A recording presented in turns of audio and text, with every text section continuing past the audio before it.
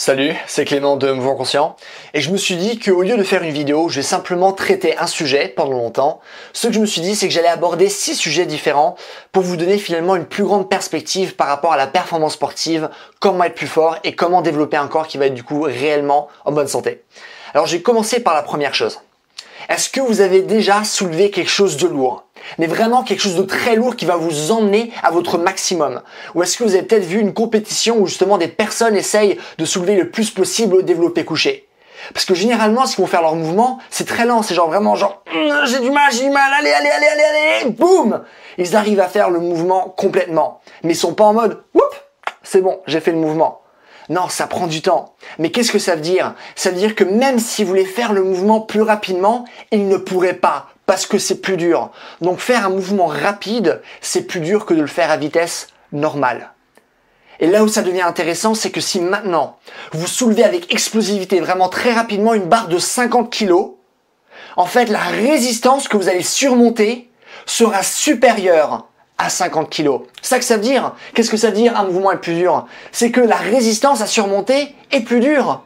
Du coup, il y a des gens qui me disent « Ouais Clément, j'aimerais travailler vraiment ma force max, travailler avec des poids lourds, travailler à mon maximum, mais j'ai pas les poids. » Mais ce que tu peux faire, c'est prendre ces poids, les soulever avec explosivité, avec rapidité, parce que là, tu vas réellement surmonter une résistance plus grande que celle que tu as véritablement entre tes mains.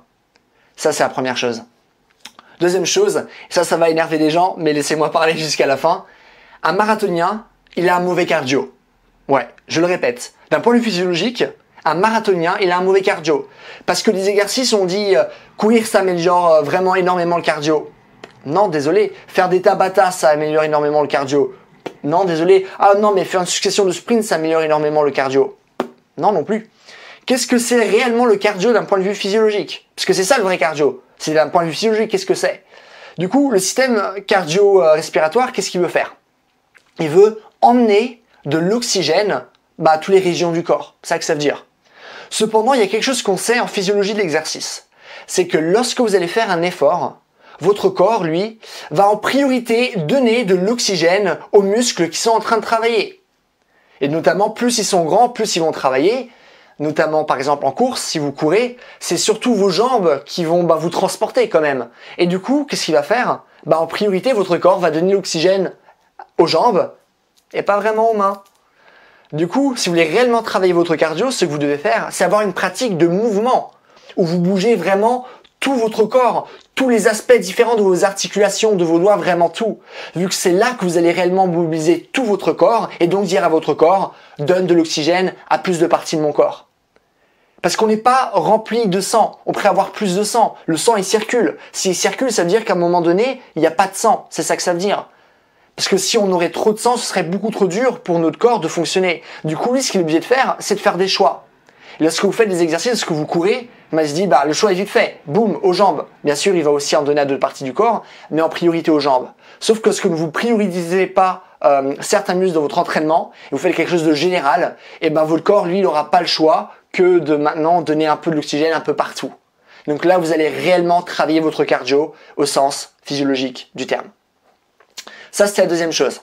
Troisième chose, vraiment aussi intéressante. Un mouvement, ça n'existe pas. Genre courir, ça veut rien dire. Marcher, rien dire. Développé couché, je sais pas ce que ça veut dire. Parce que dire que le développé couché est un mouvement à part entière, un mouvement précis, développé couché, oui, c'est précis. Tu prends la barre, tu la soulèves. Marcher, c'est précis. Une jambe après l'autre. Mais ça, c'est aussi précis que de dire, là, je vais soulever un poids avec mon bras droit. C'est aussi précis que ça. Pourquoi? Parce que là, le poids, en vérité, je pourrais le porter comme ça. Mais si je le porte comme ça, est-ce que c'est encore le même mouvement? Pas du tout. Il y a quelque chose que vous devez comprendre. On n'a pas tous le même nombre de muscles. On n'a pas tous les mêmes insertions musculaires. On n'a pas tous la même coordination. Aucun mouvement ne se ressemble. Chaque personne fait un mouvement différemment. Du coup, dire, marcher c'est un mouvement précis? Non. Faire une pompe, c'est comme ça que ça se fait, pas autrement? Qui dit ça? Il y a un livre où il y a écrit des règles où critère 1, critère 2, critère 3, ça c'est une pompe. Si tu fais pas les 3 critères, c'est pas une pompe. Je suis désolé, ça reste une pompe. Du coup, certes, on a besoin de nomenclature pour dire, ok, ça c'est une pompe, mais ça c'est véritablement un squat. Ok.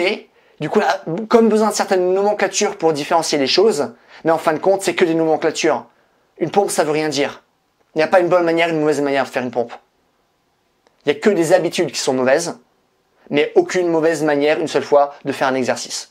Bien sûr, chaque règle a des exceptions, mais d'une manière générale, un mouvement, ça veut rien dire. Marcher, ça veut rien dire. Courir, ça veut rien dire. C'est que des petits trucs, des petits mots qui sont dans notre tête, mais qui n'ont aucune réelle valeur. Et lorsqu'on s'attache trop à ce qu'il y a dans notre tête, on oublie que c'est réellement la préparation physique. Sortir des codes, sortir de l'alignement de son corps et bouger notre corps de manière comme on n'a jamais fait auparavant. Quatrièmement, s'il y a quelque chose que je vous ai souvent dit dans ma chaîne, c'est qu'il faut jamais faire toujours encore et encore les mêmes mouvements. Parce qu'à chaque fois, nous, en tant qu'humains, on reste dans les mêmes patterns. Et si on reste dans le même pattern, on n'est que bon dans un seul truc, mais tout le reste, on n'est pas bon. Notre corps sait pas comment réagir, il va créer des équilibres et finalement, on n'est pas fort. Mais ça s'applique surtout à un certain groupe corporel qui sont vos pieds. Pourquoi? Parce que vos pieds travaillent toujours dans la même surface, qui sont vos semelles. Et vos semelles travaillent également sur toujours la même surface, qui sont les routes plates.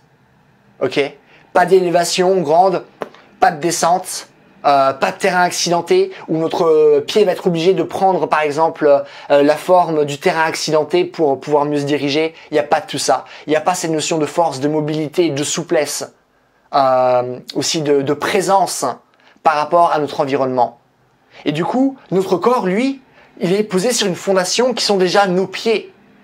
Et un corps, il est aussi fort que son plus faible maillon. Du coup, comment voulez-vous construire un corps qui est fort si vos pieds font toujours la même chose? Vous ne pouvez pas avoir des pieds forts si vous êtes toujours dans un endroit stable. Comme je vous l'ai dit, on construit un corps qui est stable dans un endroit qui est instable. Et du coup, vos pieds n'échappent pas à cette règle. Ce qui m'emmène à la cinquième chose, c'est que marcher, c'est très compliqué. C'est très compliqué. Il y a des gens qui disent « marcher, c'est un mouvement facile ». Mon cul, c'est faux. Je vais vous l'expliquer. Alors, on dit que quelqu'un qui est vraiment en forme, en 1 minute, il va faire 120 pas. Et du coup, il y a une étude qui a été faite.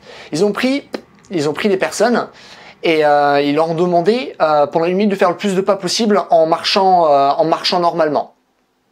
Et du coup, ce qui s'est passé, c'est que ces personnes ont fait 120 pas en 1 minute. Mais après, on a retiré leurs chaussures. On leur demandait de faire la même chose, mais sans les chaussures. Ah là, bizarrement, ça devenait déjà plus dur. Ils ont que fait 100 pas en 1 minute. Tant que c'est au-dessus de 100 pas, on se dit, c'est bien. Par contre, là, après, on les a emmenés, pieds nus, dans un terrain accidenté. Là, plus que 70 pas. Du coup, là, ils étaient vraiment pas bons.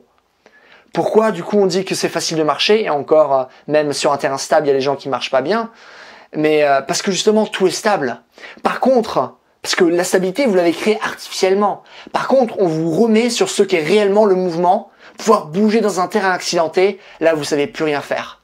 Parce que vos pieds n'ont pas l'habitude, ils se font mal, ils n'ont pas la force nécessaire, pas la mobilité nécessaire, pas la souplesse nécessaire de faire quoi que ce soit. Monter comme ça, impossible. Descendre, et en plus en terrain accidenté, où il faut vraiment mettre toute notre attention, où notre corps doit s'adapter en permanence par rapport à différents types de pierres qui vont être à chaque fois disposées d'une autre manière, et où notre corps n'aura jamais la possibilité de s'adapter, parce que le mouvement ne sera jamais le même.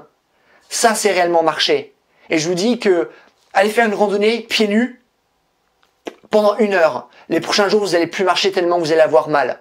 Pas à votre peau, mais aussi à vos articulations, parce que vos pieds ne sont pas habitués. Marcher, c'est compliqué. Et si vous voulez avoir des pieds de qualité, il faut recommencer à marcher. Réellement, pas artificiellement, en créant de la stabilité. Dernière chose. Et du coup, 6e chose. Faites attention à vos biofeedbacks. Votre corps vous parle et vous devez écouter. Je vais vous donner un exemple simple, après je vais vous en donner d'autres. Regardez ma main. Alors vous voyez, j'espère qu'on voit bien sur la caméra, mais j'ai des cornes, enfin je sais pas comment ça s'appelle exactement en français, mais du coup vous voyez, là il y en a pas mal, là il y en a aussi pas mal, ah là il y en a déjà moins, et là, qu'est-ce qui se passe? Là il y en a déjà beaucoup moins. Qu'est-ce que ça veut dire? Ça veut dire que lorsque je fais par exemple mon travail aux anneaux là maintenant, je vais davantage toucher les anneaux avec cette partie de ma main, et moins avec cette partie. C'est-à-dire qu'en regardant comment mon corps est foutu, j'ai des idées de comment je m'entraîne, de qu'est-ce que je fais dans la vie tous les jours. Une douleur, c'est pas simplement une douleur. C'est un biofeedback. C'est votre corps qui dit, écoute, il y a quelque chose que tu dois gérer là. Écoutez. Ah, j'ai mal au genou, qu'au genou gauche, mais bon, tu sais, c'est mon vieux genou gauche, machin truc. Ouais, mais ton vieux genou gauche, il a le même âge que ton genou droit. Si t'as que un problème au genou gauche, c'est que t'as un déséquilibre quelque part. Peut-être que t'as des jambes qui n'ont pas la même longueur artificiellement parce que tes hanches sont pas stables et sont déséquilibrées. Peut-être à cause de ta mauvaise position lorsque tu dors. Ça m'était déjà arrivé. Du coup, ça, c'est des choses à prendre en compte. Votre corps vous parle. Vous devez regarder votre corps. Mettez-vous nu devant votre glace. Tournez-vous autour. Et regardez, qu'est-ce que ça veut dire d'avoir, par exemple, autant de masse musculaire sur mon côté droit que de mon côté gauche. Connectez-vous aussi à vos sensations. Qu'est-ce qui se passe si je contracte mes deux côtés? Est-ce que j'ai plus mal du côté droit ou du côté gauche? Ah, je sens quelque chose ici. Ah, qu'est-ce que ça peut vouloir dire? Biofeedback. Votre corps vous parle en permanence, mais on est toujours occupé à portable, PC, je vois des potes, je vais au ciné ou je ne sais pas quoi. On est toujours dans notre tête ou à l'extérieur, mais on n'est jamais dans notre corps. Connectez-vous à vos sensations, lisez ce que vous dit votre corps et commencez à travailler en fonction de vos biofeedbacks. Voilà pour cette vidéo. Bah écoutez, j'espère que ça vous a plu. Si vous avez des questions, si vous ne comprenez pas, posez-moi tout dans les commentaires. Je réponds à tout le monde. Si vous avez aimé la vidéo, n'hésitez pas aussi à me mettre un j'aime, n'hésitez pas aussi à vous abonner si vous voulez voir d'autres vidéos du genre. Je parle de mouvement, je parle de préparation physique. Et voilà, si vous voulez un programme qui prend en compte tout ce que j'ai dit, qui prend en compte vraiment le fait de travailler toutes les qualités physiques, pas créer des équilibres, se confronter à des problèmes moteurs, vous pouvez aller voir sur mon site, tous les liens sont dans la description. Et donc voilà, en attendant, on va passer une bonne journée, bye.